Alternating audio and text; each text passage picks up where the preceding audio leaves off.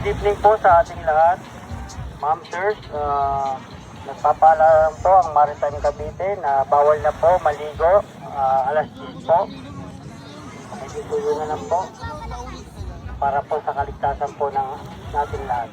Magandang gabi po.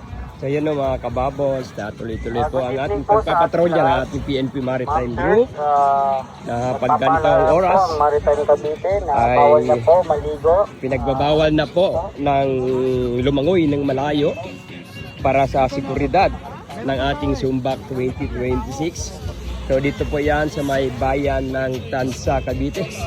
So ang inyong PNP Maritime Group ay lagi pong nagpapatrolya dahil dito po sa ating dalampasigan. So kasama po ang ating team leader, si Police Captain Mark Icorion, at yung ating personnel ng Cavite Maritime Police Station.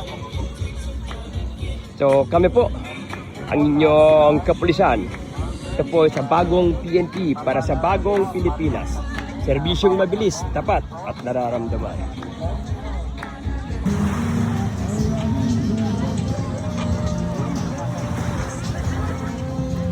Akala po namin kasi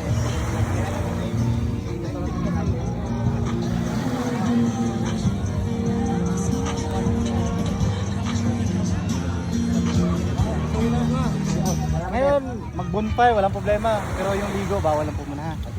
So, sir, ano yung mga activities ngayong gabi? May mga limitasyon ba sa ating pagliligo, sa ating dalampasigan? Meron po sir, bale hanggang alas 10 lang po tayo para iniwasan din po natin ang aksidente, lalo sa mga nakakainom po, no.